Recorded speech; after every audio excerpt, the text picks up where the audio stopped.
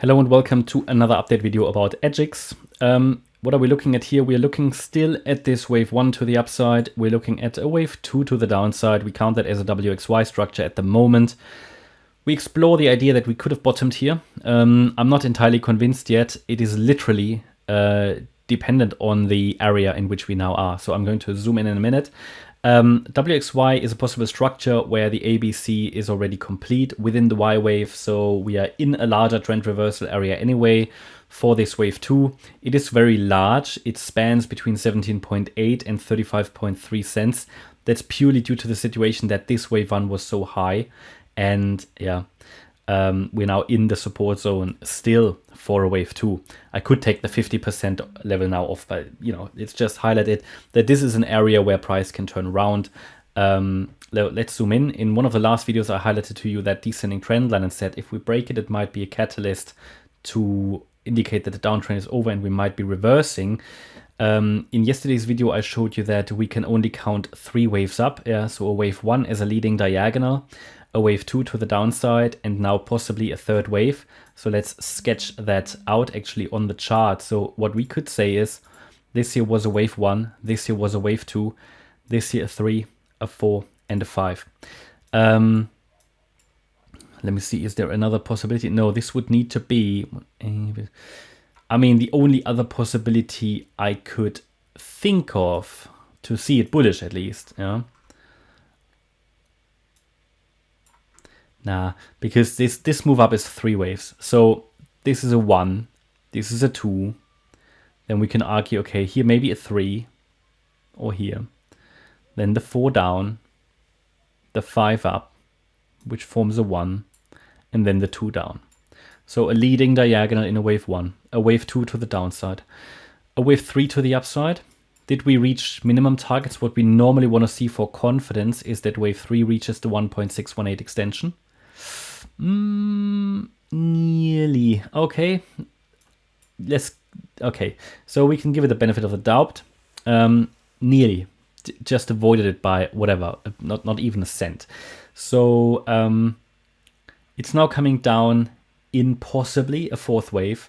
So yesterday I think we picked the top when I gave you that support area because I just checked I don't need to adjust it.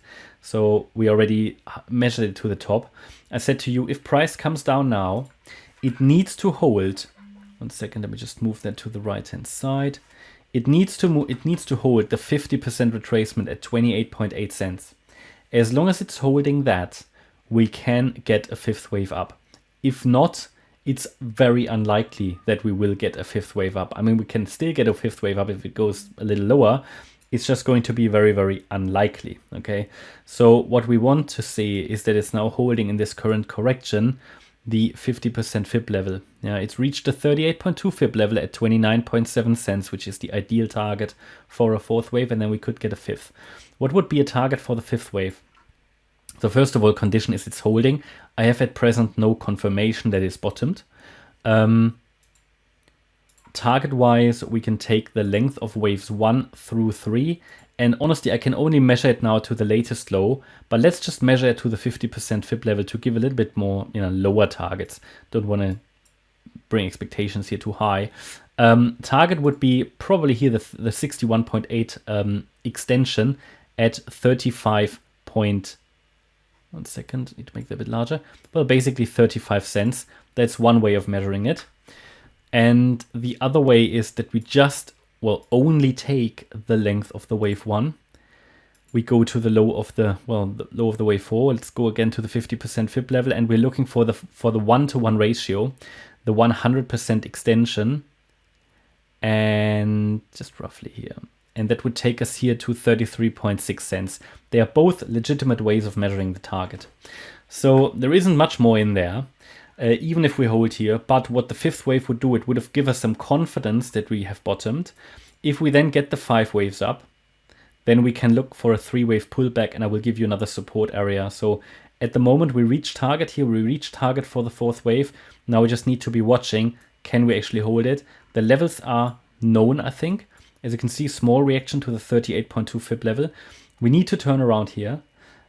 or at 28.8 cents. And again, a break below 28.8 will probably lead to invalidation and will most likely mean that we only rallied in 3 waves and that this was just a corrective wave and we will make another low.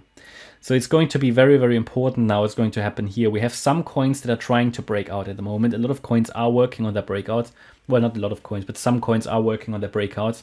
They try to form 5 waves up. Let's see if AGIX will be successful. But I think the target is known, the support area is known, the invalidation point is known. And at the latest, when we then cross into the wave 1 price region, so when this move comes down into the wave 1, that's official invalidation, yeah, below 27.4 cents. But already below the 50% fib level, it will get unlikely that we get a 5th wave to the upside. Okay, that's my update about AGIX. I hope you liked the update. If you did, please hit the like button, leave a comment and subscribe. And if you really like the content, then please check out the channel membership. Thanks a lot for watching. Bye-bye.